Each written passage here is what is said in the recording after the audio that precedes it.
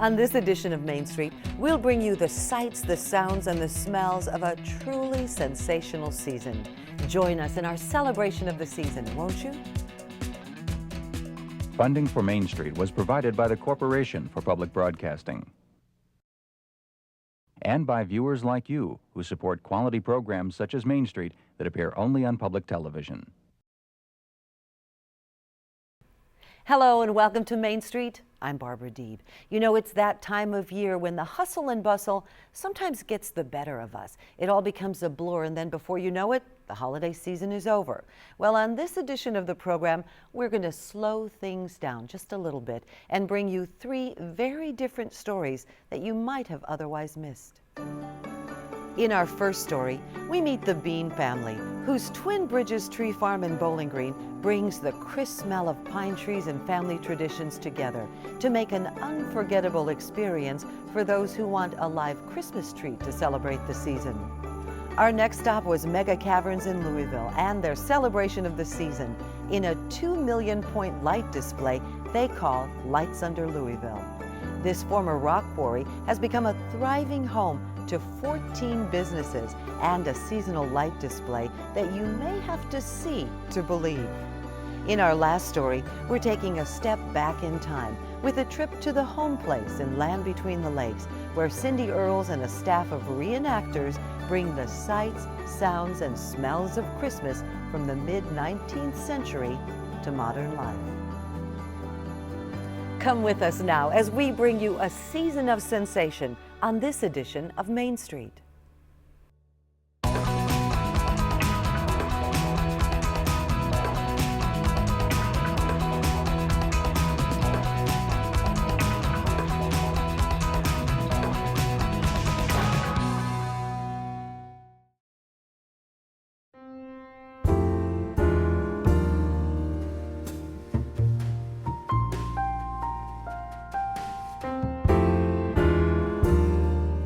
Twin Bridges Tree Farm is our family-owned and operated choose and cut Christmas tree lot.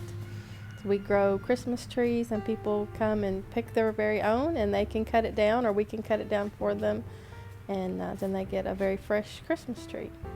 Well, we wanted to do a tree farm because it was a tradition my husband and I had when we were children with our families.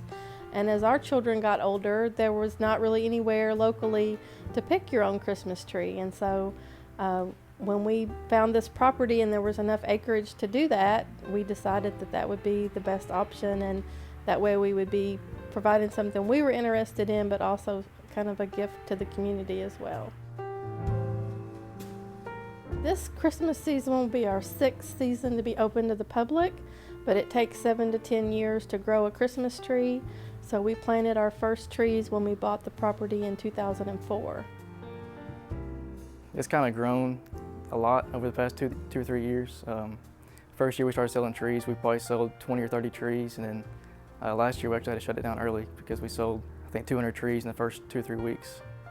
We start right after Christmas with kind of averaging up the number of trees that we've sold and the sizes and the types, and then placing our tree order for the next year. We replant every year, as many as we've cut or a little more, because a lot of the seedlings don't make it. Some good years we might get 80–90% survival rate, but most time we lose 50 or 60% of the trees.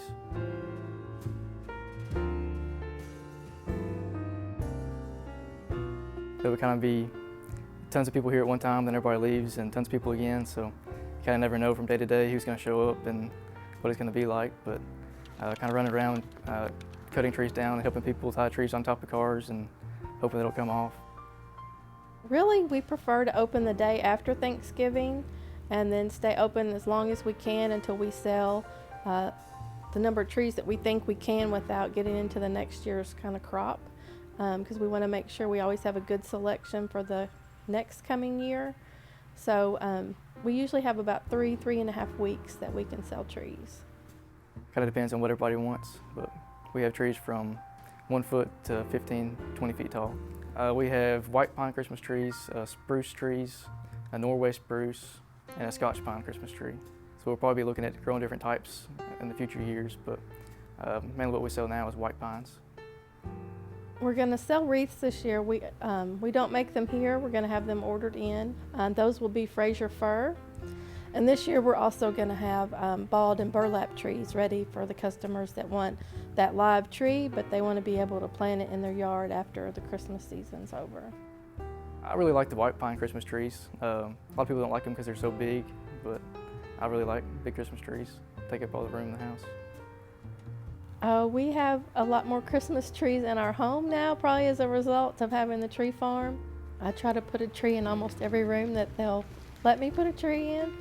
So, you know, it's been just kind of fun seeing all the different places we have room for one. She tries to put one in every room, so we usually end up with about 3 or 4 in the house at least. I don't know, probably end up 5 or 6 this year. It's always one more. Well, I just think it's important because we grew up, you know, liking the tradition of picking a fresh cut Christmas tree, one that you pick out yourself, and you know, it's hard to find that very perfect Christmas tree, one that everyone agrees on and that they fall in love with.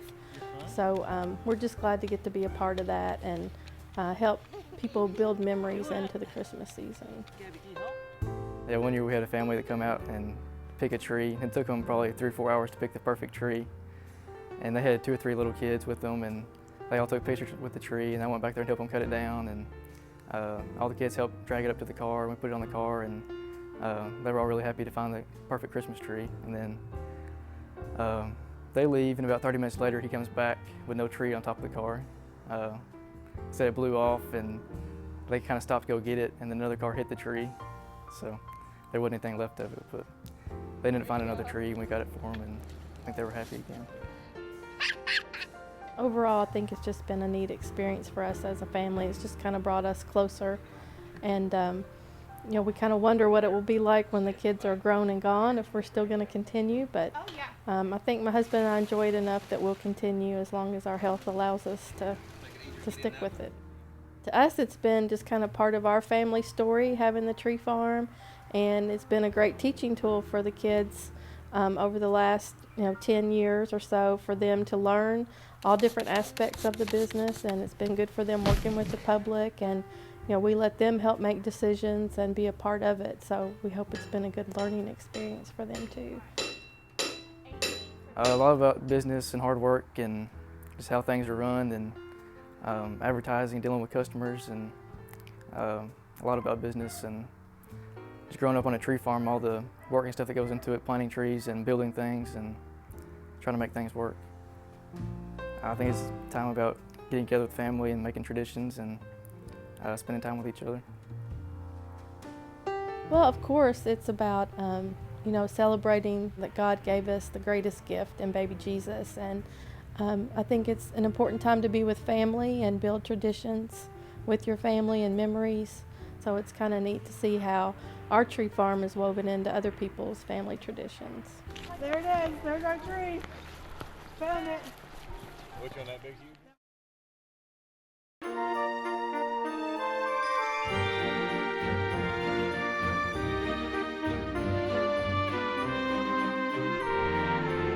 They're all wanting to pull out their cameras and their cell phones and take pictures, and they're just at the beginning of it.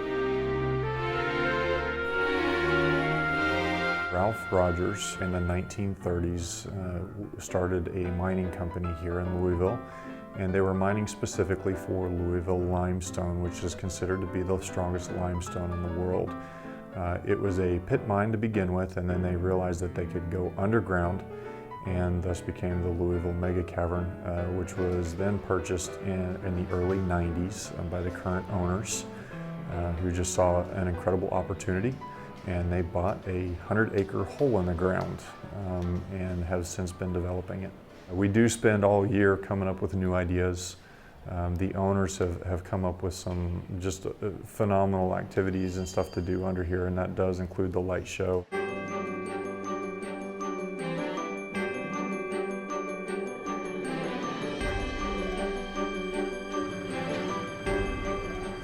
We usually have 8 guys a day for a full week, setting up our large displays, and then a crew of about 3 to 4 guys for the rest of those weeks, just laying out different lights, coming up with different displays to put up. But it takes us about 6 weeks of preparation time. There's over 2 million points of lights, so it's a lot of very large displays that we put up and then a lot of small displays that we put up. The light show is about a mile, but we actually have about 17 miles worth of roadway in the cavern. So you see a very small portion of the cavern, but it feels massive, just that 1 mile that you drive through. Every year we offer different themes. A lot of the same reoccurring themes, but some years we'll skip a year with one theme and then reintroduce it again the next year. But our really common ones are the 12 Days of Christmas. We also have Kentucky Christmas, which shows a display of the Belle of Louisville, the Kentucky Derby, Light Up Louisville, or we have the balloon, the balloon glow. We have the International Christmas, which shows the Leaning Tower of Pisa. It shows the pyramids. It shows the Statue of Liberty. Different displays with that. Kind of a traditional favorite is our dancing snowmen. We do get a lot of comments about those because you don't see those very often. So about 14 different themes, 14 or 15 different themes throughout that people get to enjoy. And then each area has its own set of music. So we'll get a lot of questions at the beginning. Are you guys on a radio station? And we just say, no, just roll down your windows and we have music all the way through and just enjoy it. We have our traditional light tunnel, which is towards the end of the tour. You actually get to drive through this light tunnel or a light curtain, and the animation makes it move. So as you drive through it, it's moving with you. We do have Hometown Christmas, which is just a really nice, cute, warm display. You get to see people in a small town ice skating, and we've got them on their ice skating rink, and so that one's really neat. And then we do have like miniature laser displays throughout that just kind of fill-ins that look really cool. But this year we have a specific kind of like a laser light tunnel. You're going to get to drive through it.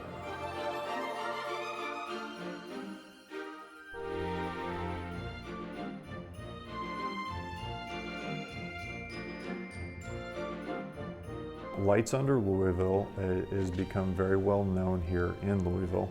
A lot of local families like to make it a family tradition around Christmas time. People come from all over the city, state, and the country to go through this light show. We always go back and we look at TripAdvisor. People make a lot of really cool comments on there. Just people make note of their favorite displays that they like to see. Last year we got a lot of comments on our Frozen display because of the movie. We get a lot of comments on our International. That was also new last year. This year we really look forward to some of the comments on one of our newest features, which is a light tunnel. They've spent a good majority of this year thinking this up and figuring out how they're going to do it, and so we're really excited to hear what people think about it. This is, it's a one and only. Working underground and everything that we offer, it's a one and only. So we're constantly juggling, figuring out the best way to do things. The owners are brilliant in what they've come up with here. And I like to say they've hired really good people to work for them, to work hard for them, and just help them create what they come up with. We like just being able to offer something like this in the city of Louisville. I mean, my kids get a kick out of it, and seeing other families drive through here with their kids, and they come down into our front entryway not knowing what to expect, and they turn the corner and they see the entrance to the cavern and it's lit up, and it's hard to get people's attention to say, hey, it's $25, here's your ticket, listen to the rules. They can just hear that Christmas music playing at the entrance, and so they're just all fascinated and excited to get in there.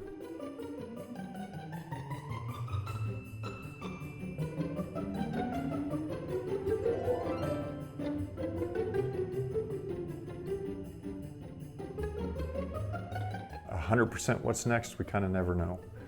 We always just try to figure it out as we go. We have tons of space. So can we build it? Sure.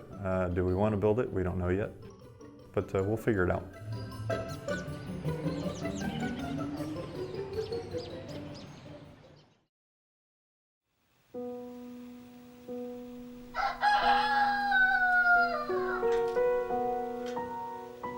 Christmas at the Homeplace, it's really special. It's one of the funnest programs we have, and it's basically where they're coming into 1850, and we're doing the types of things and cooking and having that Christmas that was here in the mid-19th century on a farm family. We do the cooking, basically. I'll do some fudge and some gingerbread. We'll make gingerbread cookie ornaments.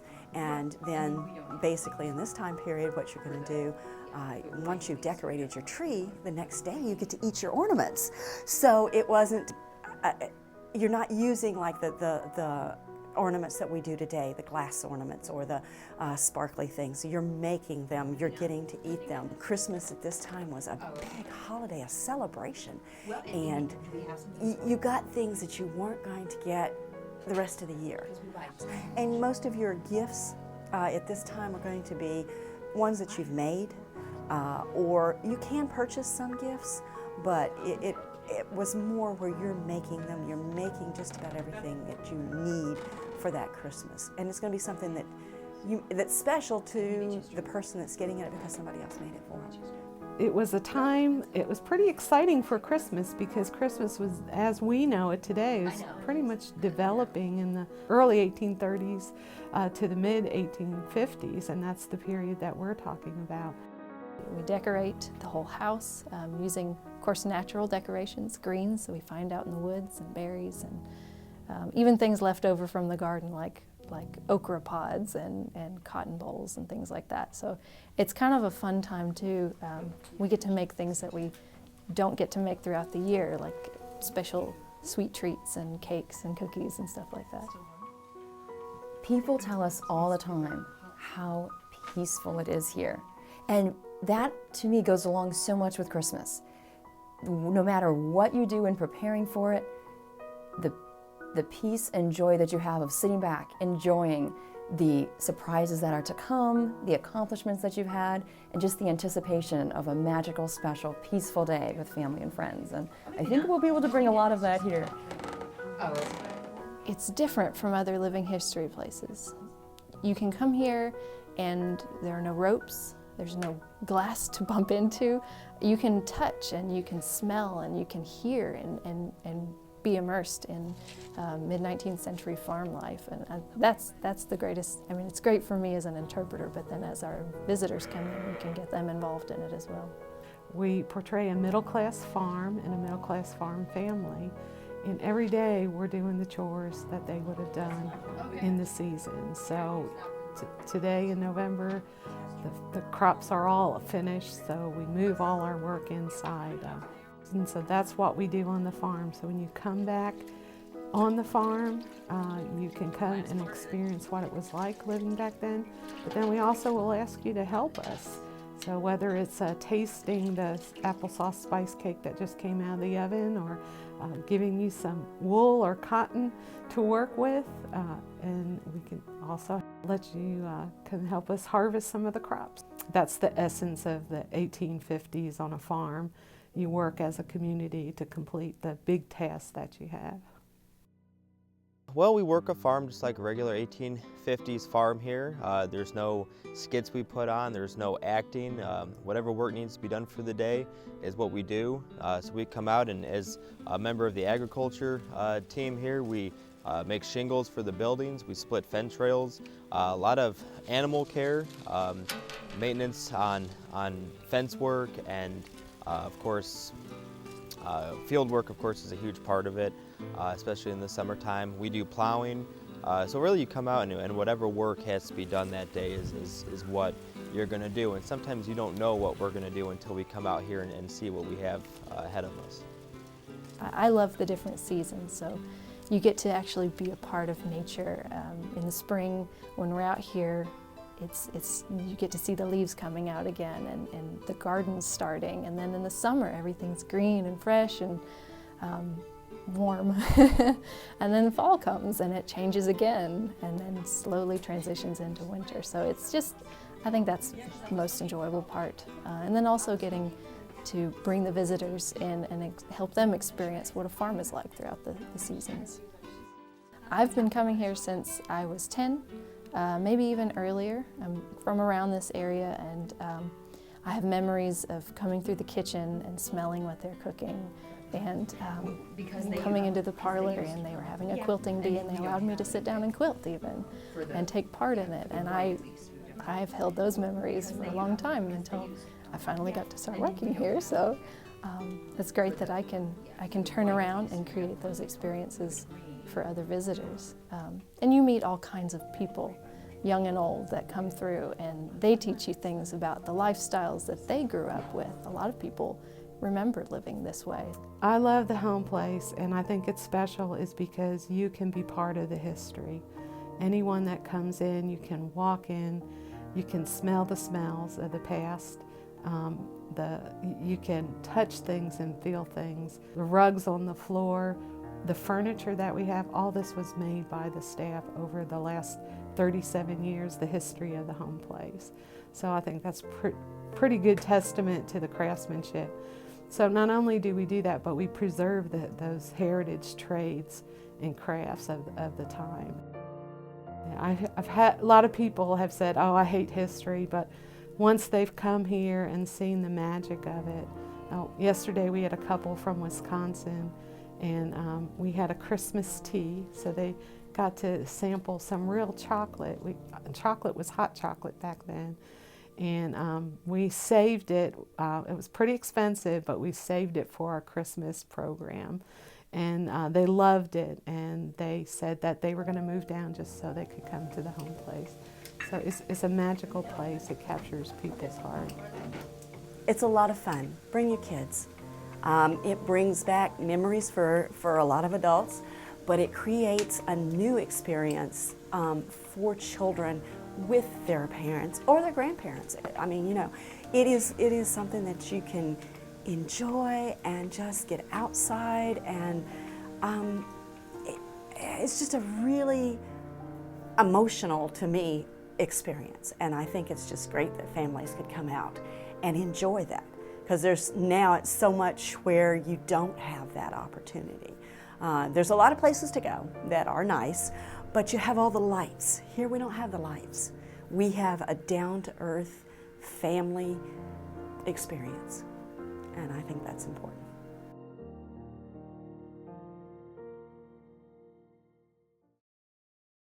You know, we celebrate the season in so many different ways, and we've only shared a few of these stories on this edition of Main Street. Our first sensation of the season was the smell of pine trees at the Twin Bridges Tree Farm in Bowling Green, where the Beane family gets to become a part of other people's celebrations by selling their live Christmas trees and continuing their own family Christmas tradition. The sensational sights of Mega Caverns in Louisville brought us 2 million-point light displays that you have to see to believe. And finally, a trip through time to the Homeplace and Land Between the Lakes brought us Christmas in the sights, sounds, and smells of the holiday as it was celebrated in the 1850s. Well, we've had some holiday fun, and we hope you've enjoyed sharing some of those stories with us. You know, our producers are always looking for story ideas. We welcome any questions, comments, or your story ideas. Check out the webpage at the address on your screen. You can find archived editions of the program there as well. Until next time, I'm Barbara Deeb, reminding you that we're just around the corner on Main Street. Have a good holiday.